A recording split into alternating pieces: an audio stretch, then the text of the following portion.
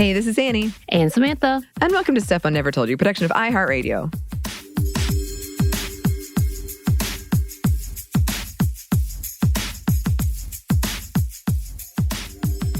Okay, Annie, I have to ask you a question. And this is going to date me a little bit because I was trying to remember all about this information. But did you ever watch when PBS, or in Georgia, GBS, when they would do the little telethons to raise money for their network?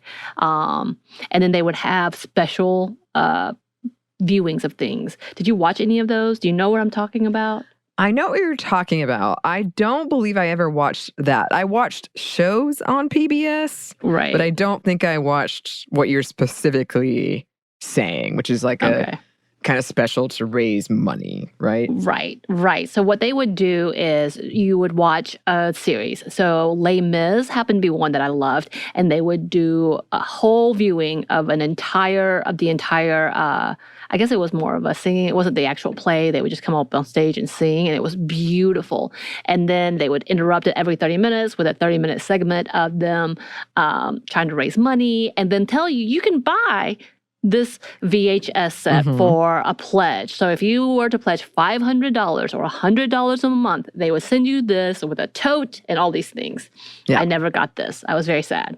But I have distinct memories in watching these and being very excited, except not excited about the telethon part, but being very excited that they would show something that I loved. And I will tell you, one of the things that I loved is what we're going to be talking about today, and I'm just so excited, which is the CBC, or the Canadian Broadcasting Corporation version of Anne of Green Gables. And this is how I first watched it, was on a PBS telethon. And I'm like, oh my God, this is exciting. And it happens once a year, and it happened in my teenage years, early years to the U.S. And, growing up in a very small town, we only had 3 channels available. Literally, Channel 2, Channel 5, and Channel 8. So we had ABC, CBS, and PBS. Didn't have NBC. That was too fancy for us. Oh, just so you know. That's what we had. And yes, my favorite time of the year would be the telethon, which they would put on these shows, which is like a 2-day stretch of the 1985 classic, because they would continue on. And hopefully we will also continue on with the sequels that Kevin Sullivan, the writer-director of this series, would do, which apparently went way off book after the first one, from what I understand, which I would try to record on VHS, trying to get it perfectly timed without any of the actual telethons, trying to make it just one, and I failed every time. Y'all. One time, and I would eat a bowl of whatever clam chowder that I could find, because I had never had clam chowder before, so I would get the Progresso or Campbell's version of it, in like heat-induced weather, and pretend like I was actually up north during the winter watching this movie, because I so desperately wanted to be on Prince Edward Island. I have these distinct memories. And yeah, again, a reminder, Georgia rarely gets below 40, and it's only for a very short season of time. Yeah. So I have very fond memories in growing up and loving this movie, and I will watch it to this day. I have the DVDs. I've lost those DVDs. I need to find those DVDs. I know. I've got a few. I think I was careless and like scratched them up. They're expensive though. They're expensive. So as a fun birthday treat to me, because this is now my birthday month, that's what I'm saying. Yeah. I have decided that classics will be a theme for us throughout this month, Annie. Are you ready for it? I'm excited. I'm so excited. And of course, this means there may be a 2-parter for this, because to me, Anne of Green Gables and Anne of Avonlea were hand in hand, which apparently was renamed Anne of Green Gables the sequel. Oh, I didn't know this till later. I was like, oh, okay. But yes, I'm very excited to go down this memory lane with you. I hope you're excited. I am excited. So the only experience I have with Anne of Green Gables is our local theater. I also grew up in a small town, but we had 6 channels, Samantha. That's right. We did have NBC. But we had a small theater it could only show one movie at once, and I'm not kidding. At least 3 times I was there, it like caught on fire. The projector did. So that kind of theater. But one time it did a play of Anne of Green Gables, and it was when I was like super into. I thought I could be like a star, so I would audition for it. I auditioned for Diana because they wanted somebody with red hair for Anne. Right. And my friend Katie, who's been on the show and specifically came on the episode we did about red hair for women, Right. she, at that point, was already... It's fun. It was funny for me watching this for the first time last night. I was like, that sounds like Katie, but she doesn't like her red hair. Right. Like, being referenced. So she wouldn't audition. However, a lot of my friends that I grew up with loved Anne of Green Gables. And Marissa, who's also been on this show, has done the like Prince Edward Island, Anne of Green Gables. I want to. I'm hoping she'll share pictures with us because they're super cute. Like you can put on like the hat and it has the braids in it, you know? I'm not sure if I can do all that, being very, very Asian, but I would want to go see the tours. Yeah. Oh, it sounds like a delightful time, and the pictures she's so happy that it makes me very, very happy. Oh, yeah. So I'm excited, yeah. Right. So actually I have a friend who lives on Prince Edward Island right now, and we've talked about, I'm like, I may have to come see you immediately. Yes. But in this love, and so people are very aware because I know I'm a bit of a snob about this, I have never read the books. I've never actually read the books, and so therefore I cannot tell you what is right and wrong with these when it comes to the film versions. And y'all, there's been a lot. A silent film. It was actually an animated series in Japan before it was a movie here. There have been many renditions, including the newest one, and I say newer, I guess, one, and with an E on Netflix. I have yet to try it because I'm a little bit of a purist in that I saw this one first, and I cannot change my perspective on this. And I'm worried that it's going to change it. And I do understand that the creator was from Breaking Bad, and so she explores the dark side of Anne with an E. Makes sense, because there's nothing about this orphan girl who should be happy-dory, like hunky-dory happy in real life. Like I said that about Harry Potter too. So I will put that caveat in. And yes, we are talking exclusively about the movie, so please don't be mad. Please don't be mad. And I also understand there is a bit of a controversy with Kevin Sullivan's take. There was a back and forth about ownership, copyright, rights to the book, royalties between some of the family and the people who own the rights to versus Kevin Sullivan. It was a huge thing. It went to court in Japan. It went to court in Canada. Like there's a whole thing. And we're not going to get into that too much at all, but I'm very aware, and I want y'all to know I'm aware, and it does make me feel kind of slimy in that Kevin Sullivan was not completely respectful of the family's wishes, but because there was a lot of money to be had, obviously.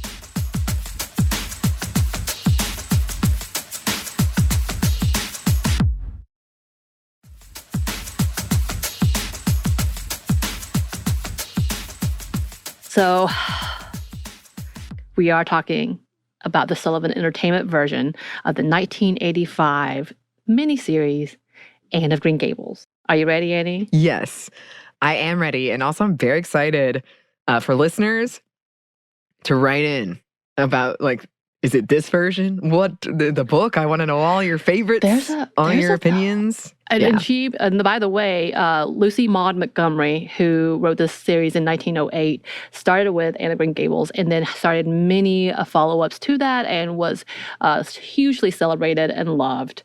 So I will never dispute anyone on that love. I get it.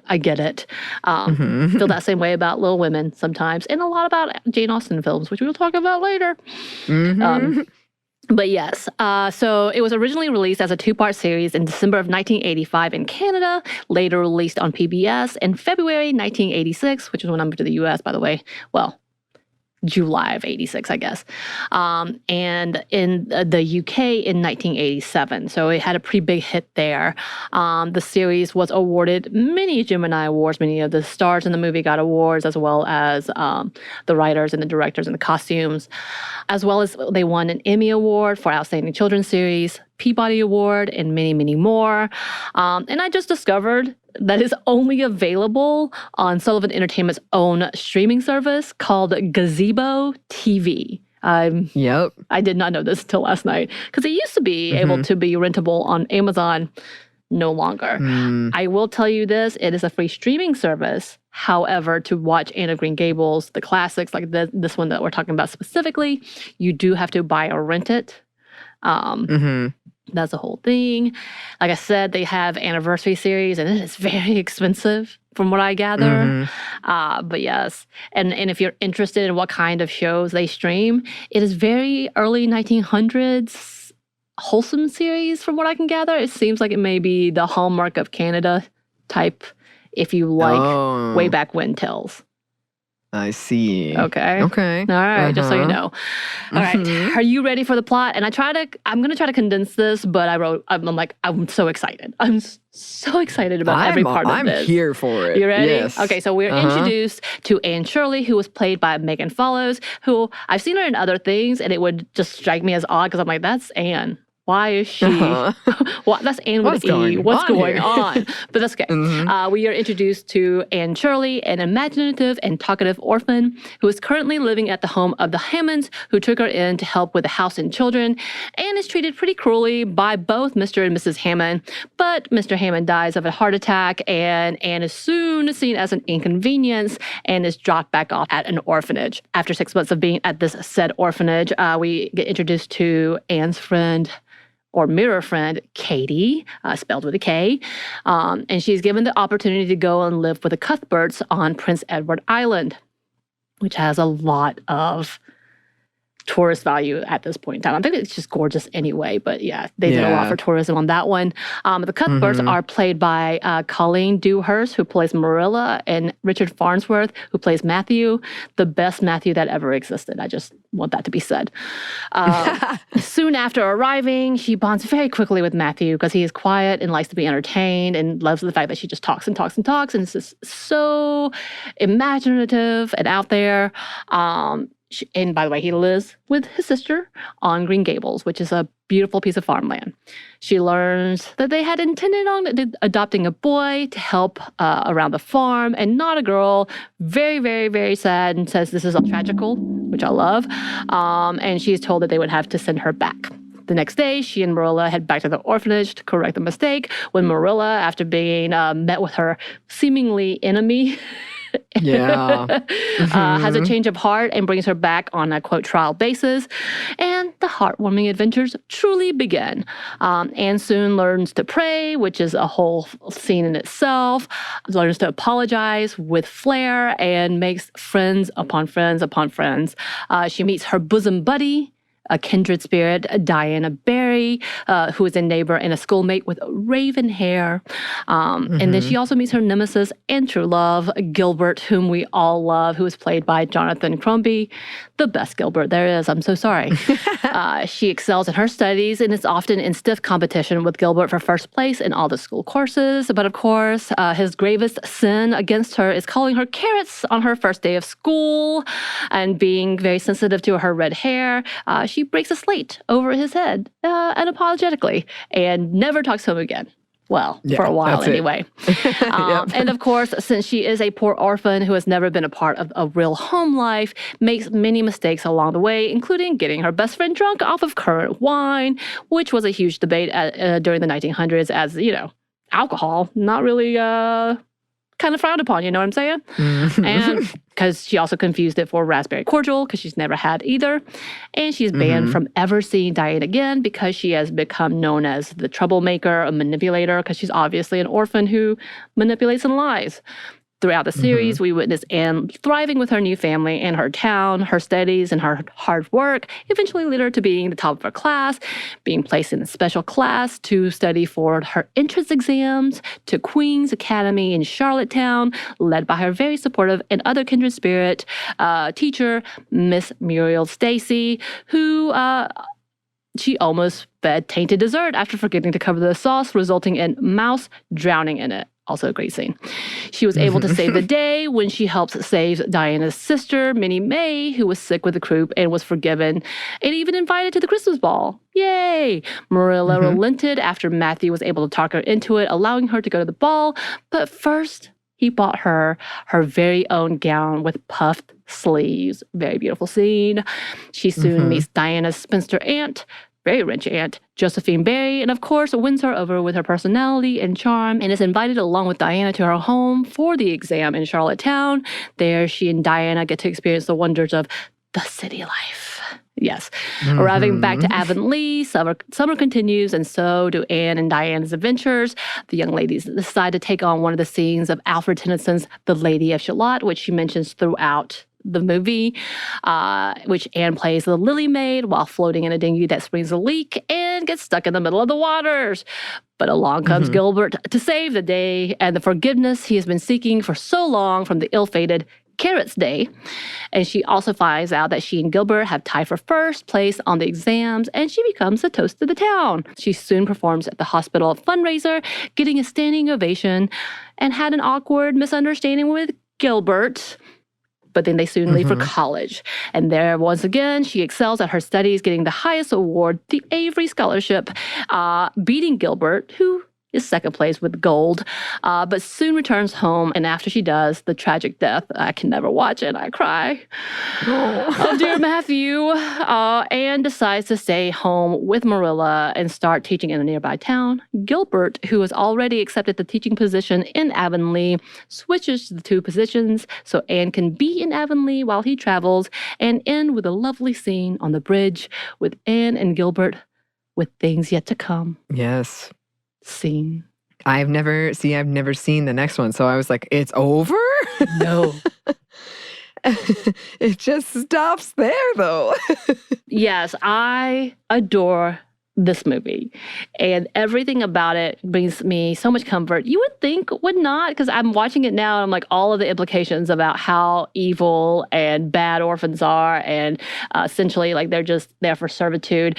It could have been triggering, but I think I love the fact that she had such a winning personality, and I wanted to be her, that she just excelled at everything and disproved everything that people were saying about her, and I wanted to be her. Also, I wanted to live in Prince Edward Island. And as much as I love her relationship with Gilbert, I loved her relationship with her family and her best friend. Like, that to me said everything I wanted growing up, the best friend that I never had. And when I found one, I latched on to one very quickly, as you know. But I felt like it just was so heartwarming, and it felt so good to watch that I had those memories that spring in my head, and I adore it. And I want to know, what did you think about the movie? I really enjoyed it. I wasn't sure what to expect. I'll admit, when I saw the 3-hour runtime, I was like, oh boy, okay. I didn't think about that at all. No, it was all good. It was beautiful, and I would say hats off to all the actors in it, because they really sold it, and it was very charming and won me over very quickly. And it was kind of like a nice, wholesome, like there were definitely mishaps, a lot of mishaps. Yes. But the way it did it, it wasn't like, I feel like usually in a movie structure, there's like the one terrible thing that happens, and then what happened? But you kind of were like, there was something about the timing and pacing of it, I guess, that I really enjoyed. It was like, oh, here's this thing, here's this beat, but with a general understanding, like there's going to be sad stuff, but it's kind of going to work out. There's definitely some sad things, but and yeah, it was just beautiful. And I loved all of the Anne's dramaticness. I thought was very funny. Her quoting, yes, and her very like tragical, as you said, like things like that. No, I really, really enjoyed it. And I was sad when it was done. I was like, oh no, I can tell there's so much more to go. And there is Anney. There is. But you know, there's a lot to this. When I was looking up all of the articles, of course, there was a lot of comparison to the new series, to the old, and what was happening. Is it better? Is it not better? I do understand. I think, like I said, Anne with an E was on the darker side, exploring. Apparently, she does have PTSD, and that's that scene. I know the book, I think, was a little more dark than the actual 1985 series. From what I gathered, trigger warning, y'all, for child abuse, that he dies. Mr. Hammond at the beginning dies while he was whipping her. So in the movie, he dies while he's yelling at his employees. So it wasn't really noted to that level. So yeah, I mean, that's pretty horrendous in itself. And again, like I said about many of these movies, like the savior child or the good child or whatever, they may be okay, but they would have had to have a lot of therapy because there's a lot of trauma there that we would need to look at. But they kind of glazes over that, which I think may be part of the appeal for me as well. I'm like, man, I wish I would have had none of the baggage, just this happiness and hope. But yes, there's a lot of articles out there about why it touched so many people. There's even an article, and we're going to talk about it a little more, about the feminism of Anne of Green Gables, more of the novel, but we kind of can extrapolate and put that into the film because it had that same intention. Because even though the romance is there, it's really not a big plot. It's a side plot. No. And I love that. Me too. It was certainly like, as you said, the relationship with the family and her friend Diana were the like hearts of it to me. And I really enjoyed that as well. That it was sort of like, maybe this romance thing will happen, maybe it won't, but this is the important. I want my bosom friend, and I want to find my friends. Right. Like, I love it. I love it. Yeah, so let's go ahead and talk about the themes of this movie. And again, it's such a long movie. There's so many things that we can pull apart and pull out, but we do want to focus on specific things that meant a lot to us. And I think it's important to talk about, which women as their own heroines, which I really, really loved this bit. And I'm going to read from that study I was telling you about, which talks about the feminism of Anne of Green Gables, because I think it's really interesting that they talked about how this was not, Anne of Green Gables is not considered feminist by most part. No one would really say that. They just think that it's a classic and you move on. But when you look at, again, look at the heroines and the independence in here that we see, and we're going to talk a little more about that these women kind of work for themselves. And I think about that with Miss Stacy. I think about that, which we'll get to revisit her next season, the next one along. But think about her in that way. Even Rachel Lynn, who is the busybody, but she is kind of the heroine of her own household, if that makes sense. The leader in that. Marilla making her own pathways, like and having a successful life, even if it doesn't seem fulfilled, as well as Miss Barry, the spinster, who is fine and happy on her own. Yeah. Yeah, there were plenty of examples of women who were unmarried, not really portrayed in a romantic light.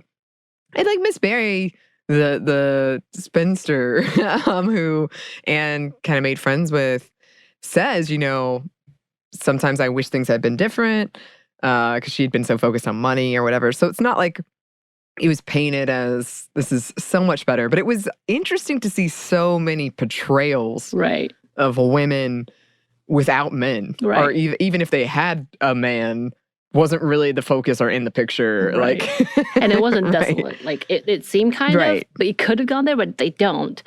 No. But yeah, one of the things that we talked about like, yeah, I would see like her being her own hero, kind of making her own pathway, being a forward feminist thinking.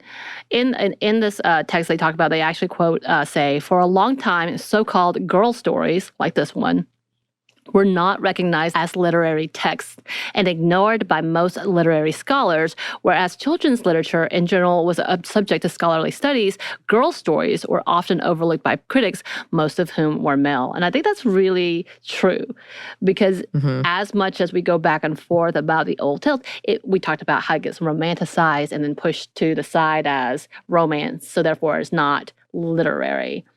Of course, we would still call it classics today. We've come a long way, but at that point in time, it really wasn't. And here's a children's story that talks about an up-and-coming child who focuses on herself for the first book, from what I understand.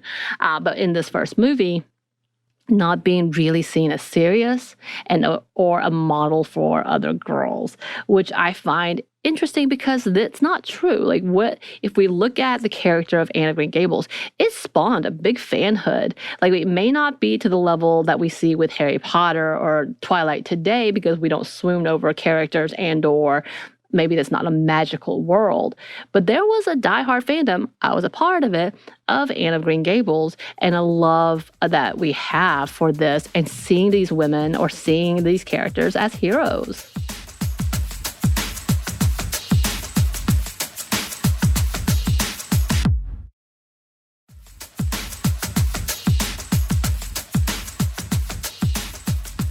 one of the things that stood out to me, and we've talked about this recently, is I kept waiting for the other shoe to drop with like, Anne was so good at her studies. She was so smart.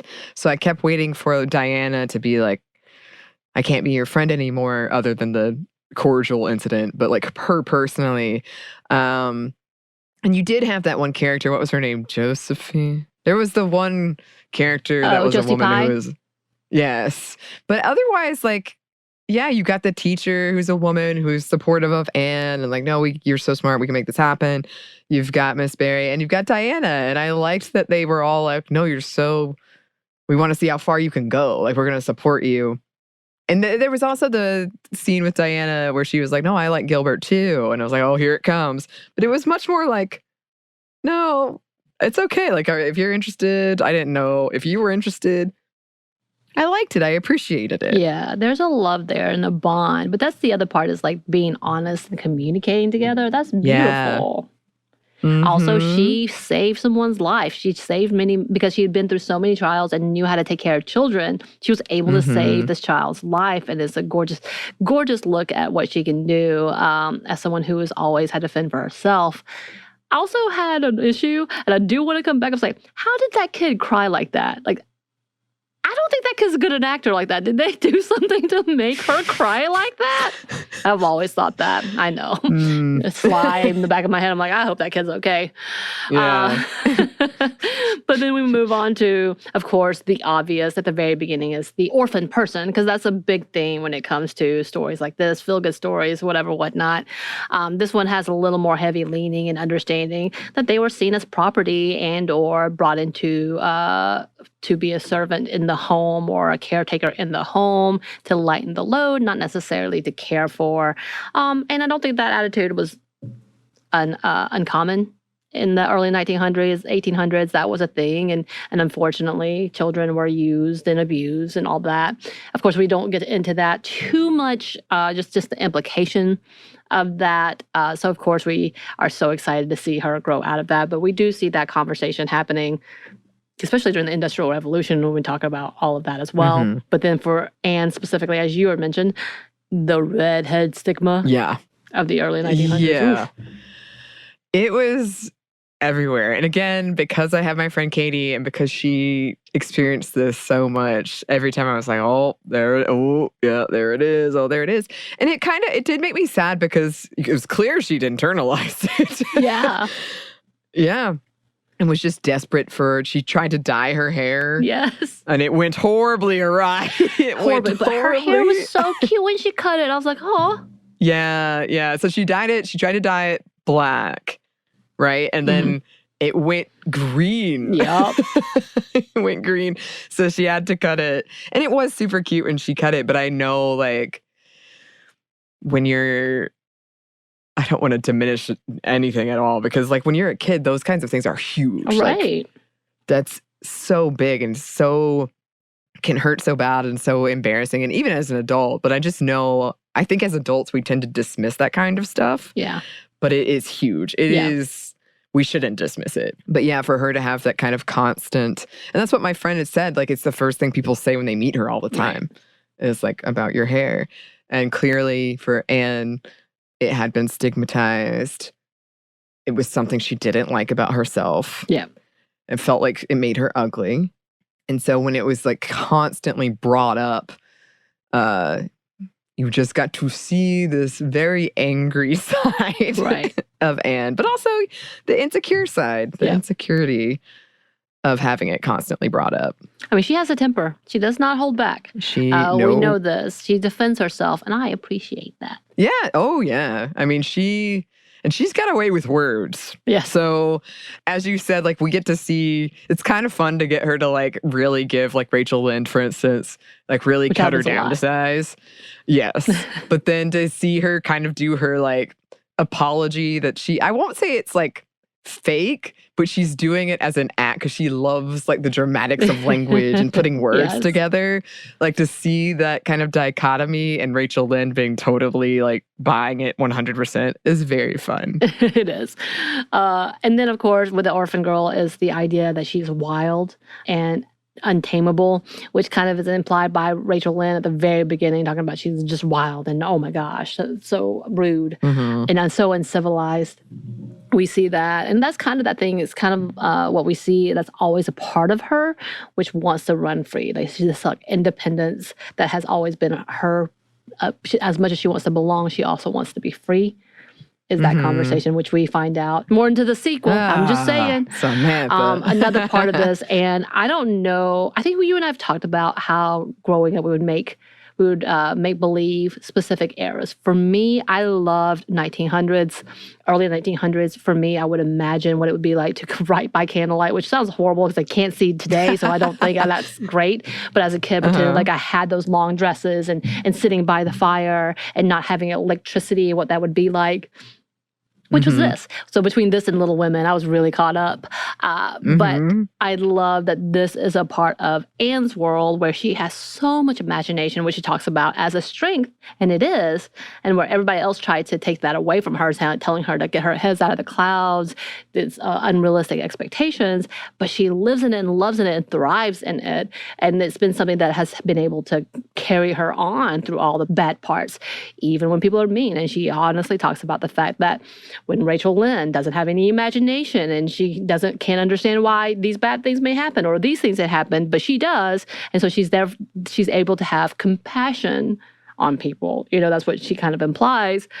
We see her talking about how rich people don't have much imagination because they don't have to dream it up because they have it. In that illusion. Like, I loved that theme so much. And growing up in my own trauma, and I know you know this, that's what we did. We had to have imagination to survive the next day. Yeah. And I really loved that too, because I love how I feel like the imagination we see depicted in children a lot in movies. We do see kind of the like trauma, I'm imagining my way out, definitely.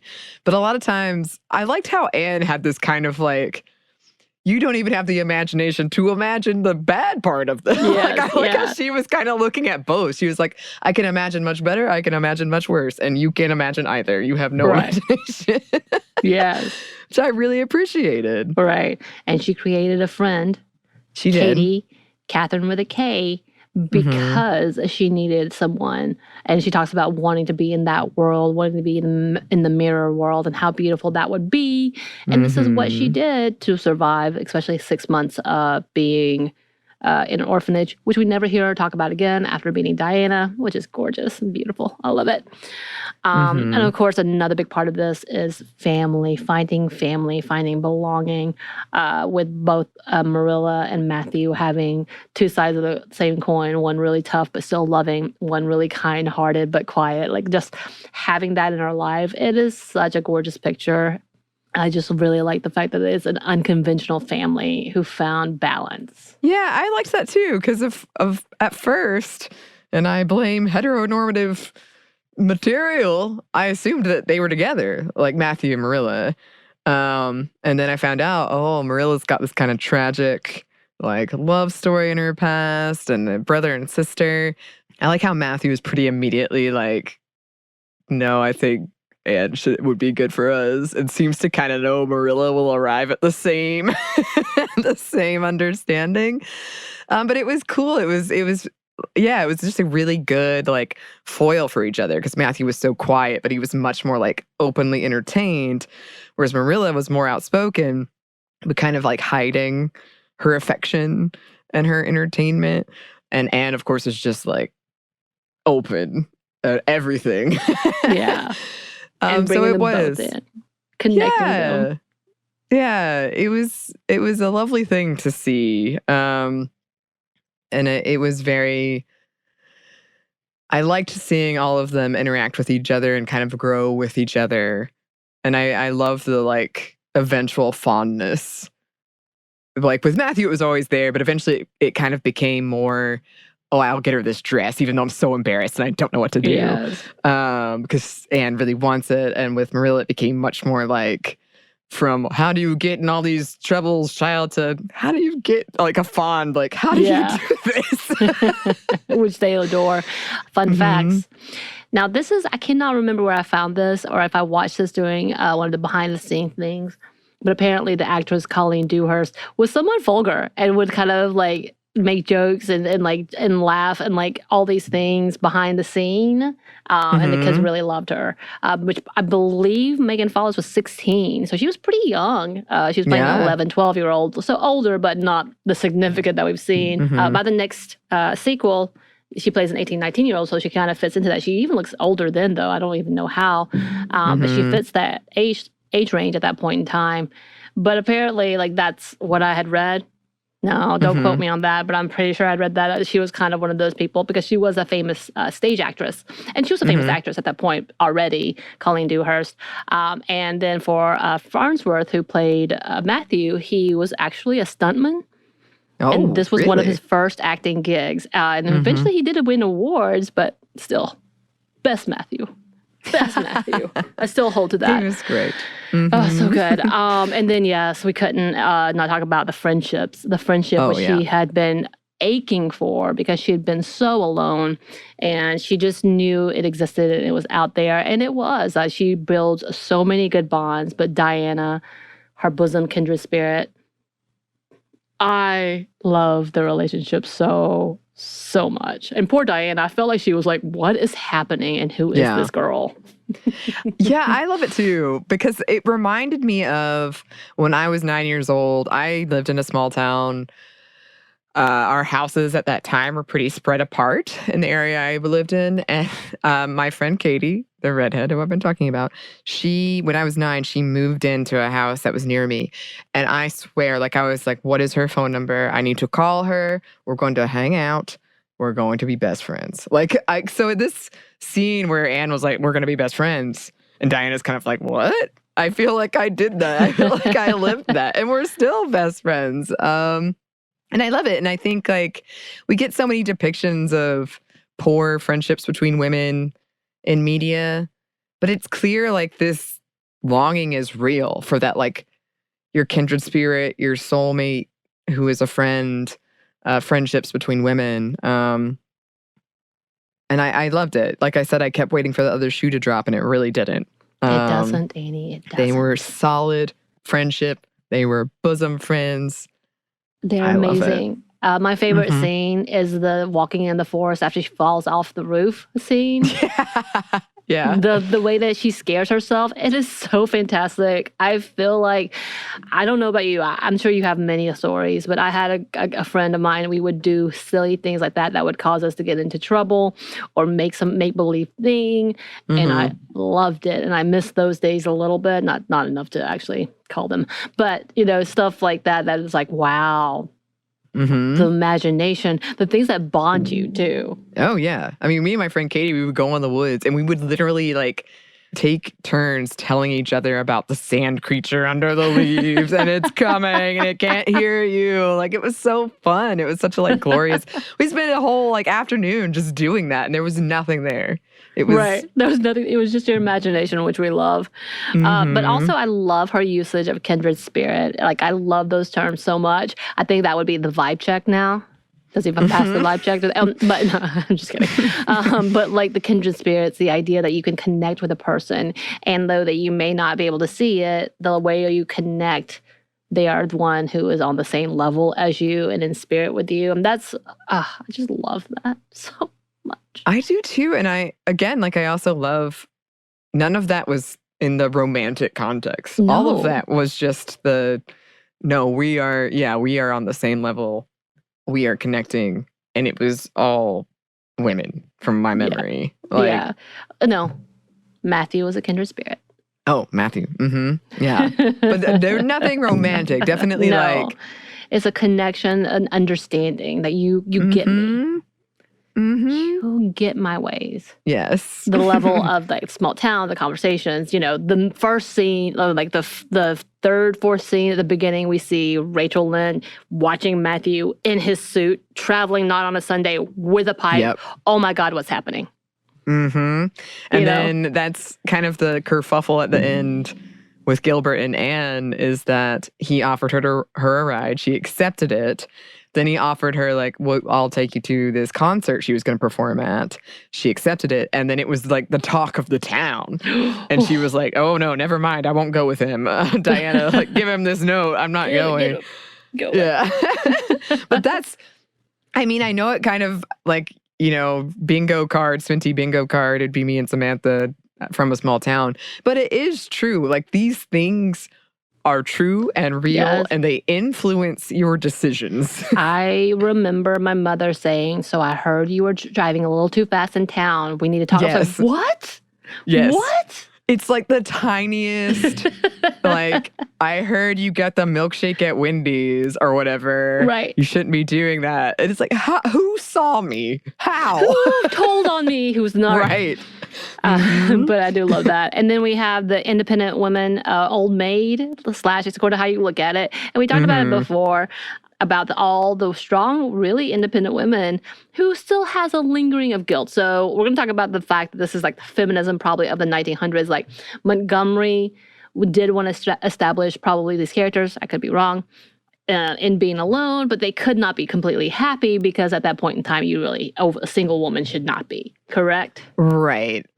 It was definitely, as I said, the older Miss Berry, said, like, you know, I got the money, but sometimes I think I missed out, or that's not everything.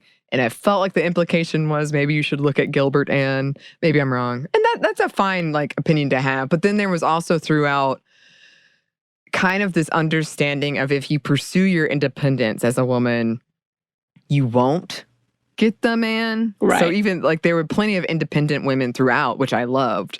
But the implication also was, like, they're independent, so they couldn't get the man. Right. And then also throughout, there was this kind of like, with Anne, I'd rather be beautiful than smart. Like, you can't be both. You have to be beautiful or smart. So I feel like this is kind of the early understanding of a woman can't have it all. She has to either be kind of the homemaker, beautiful to get the man, or the independent, smart woman who will never get the man. And this is all very heteronormative, and I don't believe this, but this is right. No, but this is the 1900s, and when we talk about, and we will talk about Jane Austen, that was that similar phase as well. But we know that Jane Austen's history was a little dark in her own life because of that very conversation about not necessarily that you can't have it all, but more so that women are not going to survive without a man, and if you try to do it, you're going to fail. So it's and so therefore trying to be that way with the most independence that you can have, which is what she is trying to do. You see this in the same way. Miss Stacy is a prime example of coming in, her loving her life, or Anne looking up to her and seeing her as a role model, and then Miss Stacy saying, I have my own troubles. We don't know what those troubles are. But she's gone. And we know that it pretty much ran her out of Avonlea. For what reason, we don't know. But she was one of the best teachers, from what we can tell, that was there. I mean, the dude before was literally courting one of the kids at that school. Yes. I was like, am I misreading this situation? You are not misreading that situation. And although it was frowned upon eventually, but it was like, wow, okay. And he did not like Anne, but he knew she was smart. Like, all of those things, like, we know that that's what happened. We know that there's an implication here. Marilla says the same. People talk about her behind her back for losing love, essentially. Not as much as on Matthew, even though he is alone, but, you know, whatever. On top of that, I do love the scene where Miss Stacy comes and talks to them about the dead mouse scene, about her doing the extra classes. And Marilla says, I've always thought that a young woman should be prepared to make their own living just in case in these uncertain times, which I'm like, that's 1900s. Go ahead, Marilla. You are really progressive. But yeah, you're right. That was a conversation too throughout of, like, there was a lot of that small town, like, talking behind people's backs, and for Marilla to be alone and to have, like, quote, lost this love. Clearly people were kind of talking about it and sort of raising their eyebrow at her and what she was doing. Okay. Annie, not Anne. I feel Annie. like I'm becoming Anne. You are now. I can't stop it. Uh-huh. And also, I love that they actually do focus on Anne's academics, on all of that. Like, they do push her to become more, and they are celebrating her for being so smart. There's no conversation about, you're not going to get a man if you're too smart. Well, kind of. Of course, Rachel has one word to say, but then Marilla cuts her off very quickly. But outside of that, people celebrate this. People are pushing her to be this. This competition is fierce, and people are celebrating, including Gilbert. And I mean, again, when I was like, oh, this is from early 1900s, I was like, oh, wow. Because at that time, that was pretty uncommon right. to see or to hear. And there was certainly like a layer of like, it was very minimal actually, but there was a layer of like, wow, look at what she can do as like an orphan and a woman. But mostly it was just like, yeah, you get it. Yeah. Talking about how she's doing Avonlea proud, and she is. Go ahead. But I love that. I think that's like, it is so progressive for a time being. Again, if this is different in the books, please let us know, because I do want to know. I don't think it's too far straying for this one, but I love that whole avenue that she loves studying. She loves being on top, and she's going to be on top. Hell yeah. Which leads into, like, this is the feminism in 1900s, right? So the conversation in this paper that I am talking about talks about the fact that, yes, she celebrates her being independent and a little bit wild and doing her own thing and being imaginative, but eventually still comes to, as she grows accustomed to society and cultural norms, she does settle into, I'm just going to be a teacher, staying at home and settling down. And spoiler alert, in the books, marries Gilbert and has children, and that's her story. That's not necessarily the end of the story, but she does end up these ways, which she was so fearful of partially in other ways. So it's really interesting to see, but it's kind of how we'll talk about, and how I see it with Jane Austen. For what it was, it's revolutionary. But for today's standards, it's not so great in itself.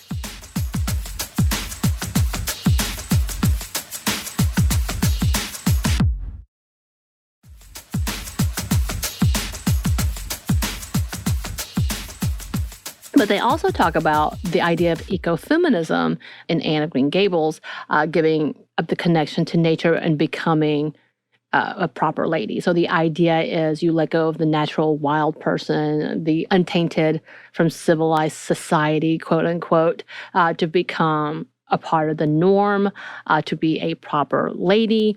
And so they kind of have this whole breakdown. It's a Swedish paper, by the way, about it. And they break down the orphan Annie to young Annie to adult Annie, and how it has changed her, the idea that's combining feminist aspects and eco-critical aspects, that in order to argue that Anne's wilderness, so quote, Anne's wildness and her fearless freedom from society's pressing judgments are highly connected to her own connection to nature. So it has this whole level of her, and like when you see her come into Avonlea, she's like, oh my God, like she is actually awestruck for a second about the beauties of it. And when we talk about her going into the city life, quote unquote, she talks about how she misses and longs for the sounds and the quietness of Avonlea. But the fact, like, the comparing her when she was not a part of society, when she was not a proper lady, and she was just a wild orphan, versus what happens to her when she does become that. Does her feminism change a little bit? Has that taken that away from her? And this big, like, part of who she is in society, has she tamed herself and kind of stepped away from her feminism to become a part of the patriarch, which is the societal norm of that time and of today even. And I found that very interesting in this conversation because, again, when we talk about the academics of Anne and her pursuits, and again, you'll see in the sequel. Of course, this is talking about the books, but in the sequel of the movie, yeah, it kind of explores that longing to be independent and to travel and to be adventurous. But then coming back to, but what am I missing? Yeah. I think that That is the question, Smith. I think that is a question that is huge for a lot of women that we've talked about before, because like there are just certain structural systemic things that are hard to escape. Right. And I think that it's, if you find somebody, you love them in this heteronormative sense, a man and a woman, you love them, you get married. We can't deny that there are still structural things in favor of the man and the relationship and the woman. So it's like, it's hard to escape, I guess is what I'm saying. And so when you talk about like the city life, it almost feels like you're talking about, oh, how do I fit into these structures that we have in place? And for this in particular, there's sort of this dichotomy of her, at Green Gables in the wild, being very like independent, and then her going in to the city, which she also likes and she says, and she wants to experience those things. Right. But it requires a certain level of conformity to not be like shunned from society. Right. And yeah, absolutely. I think that's kind of her whole thing, is to fit in. But if she's going to be seen, she wants to be seen in the best light. And what does that look like in this type of society? I did want to go into one thing that this paper says. It says another thing that appears in the novel is the wish to fit in, to be normal. Regarding this, one can also see strong connection between women and nature. Anne was forced to cave to society, both regarding the feminist and the eco-critical aspects of her life, and adapt accordingly. Again, this is about the novel, but I think it's chosen in the movie, and just kind of that theme and in general about like, I am my own person and don't take my spirit from me, but at the same time, yes, I do have to acclimate and or stand out in the best way possible. Right. Yeah, exactly. Because I think it was a very fine line she was walking, because the reason she got a lot of the attention she did was because she didn't fit in. And so especially like, I'm thinking of the older Miss Barry, who's like, oh, you make me laugh. Yeah. Oh, and I really like you. You speak your mind. And a lot of people in this city life don't. But then at the same time, it was her having to figure out, you can't do these things without having to do this kind of drawn out apology, even if the other person was in the wrong, or a bunch of things she had to learn and had to adapt to. That does feel a bit of like a taming. And I'm not saying like sometimes you get angry, even if it's somebody in the wrong, you got to apologize. But a lot of it felt kind of like she was having to learn to kind of close this part off and fit in. Right. Yes. There's so much, and like there's so much more I probably could go into, and if we really wanted, I could just expand upon many ideals of her, like even with the dress, trying to be pretty and being the best of everything, trying to impress Marilla, but also show appreciation. There's so many to this. Yes, and I don't believe. I'm sorry. Maybe I'm going to have people maybe at me, maybe the younger generation. Megan Follows is Anne to me and will always be, and Jonathan Crumb will always be Gilbert. It's kind of, I have this similar opinion about Sense and Sensibility, about Colin Firth being the only Darcy. I will fight you. I will fight you. Oh my God. I want to start like a bracket. I love this. Because my friend Marissa, who I said she loves Anne of Green Gables, she said the very same thing. Yeah. She said the very same thing. So I'm all about it. I'm all about it.